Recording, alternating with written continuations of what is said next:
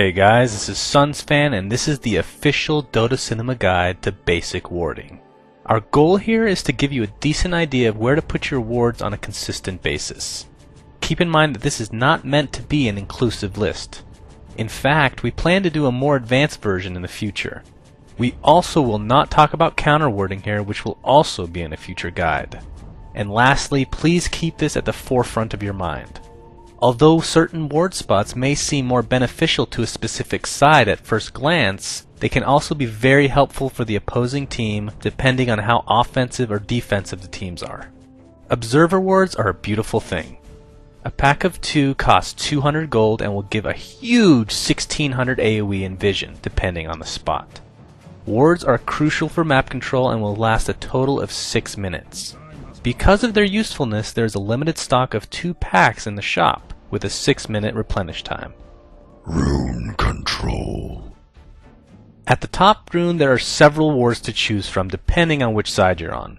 As you can see, this top rune is probably the most common and therefore might not be the best choice since the opposing team is expecting it. And although common as well, this ward by the Ancients will see both the rune and the Ancients, which will help set up ganks when an opposing carry is attempting to kill a stack. It's also helpful as a defensive ward for the Radiant, in order to catch anyone going through that route in order to gank the top lane. And then we have this ward by the Stairs, which is a lot less common and will not only see the rune, but will also catch anyone trying to come up the stairs for a gank on mid, which of course is very helpful if you are the Dire Persuasion. At the bottom rune, the most common spot to place a ward if you're the Dire is right here. This will both spot the rune as well as any potential gank towards the bottom lane. Keep in mind that most good jungle heroes will counter this right away. These 3 spots are the remaining wards to choose from for the bottom rune.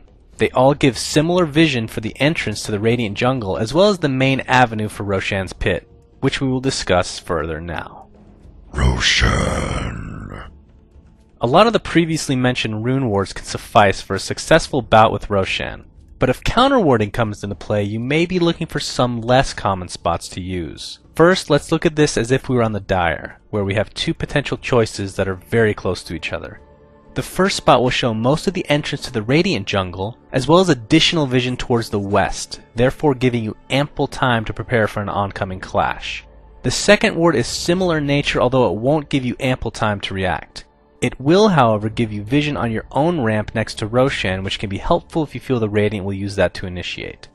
If you're the Radiant, you mostly have to worry about the Dire coming from their secret shop area if they're planning to stop you from rushing. This is why a ward close to their secret shop is so perfect. Firstly, it will rarely get counter warded and will also give you vision with enough time to react to a potential fight. This ward can also be chosen if you feel the east is also a major threat, although it won't give you as much time to react. Lane wards. Depending on how far the lanes are pushed, lane wards can be crucial for any chasing situation.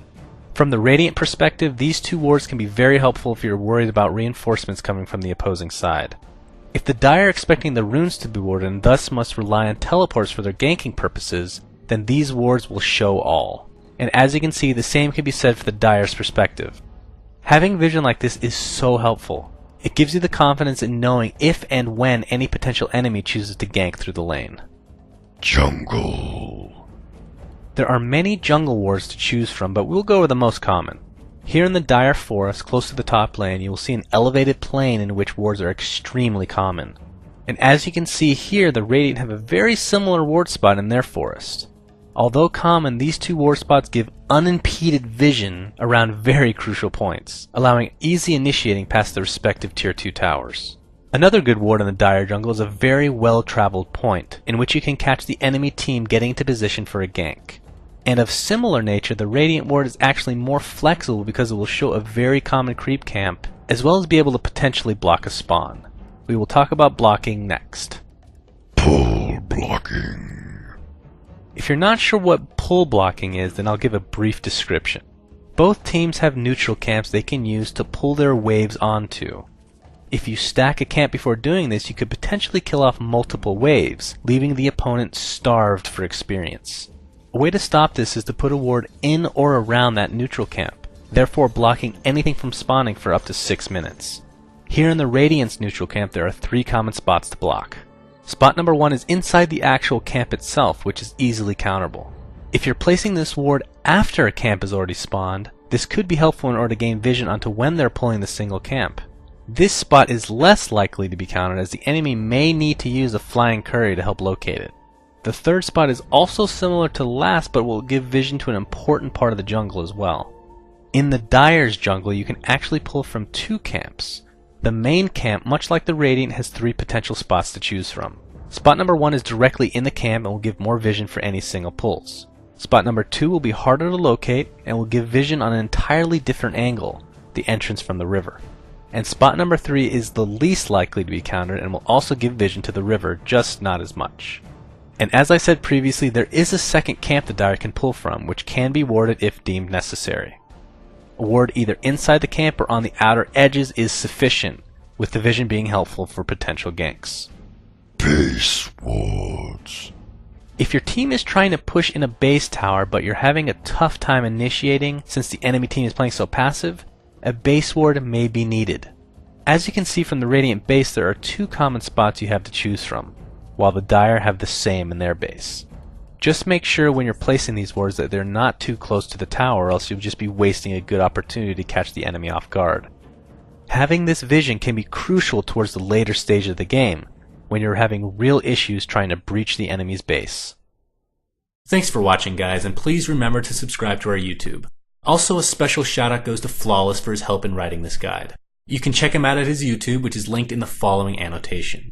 And finally, please be sure to check out our stream at own3d.tv/DotaCinema, where you can find tournament shoutcasts, as well as me playing with you. This was Suns Fan, and please, have my babies, please.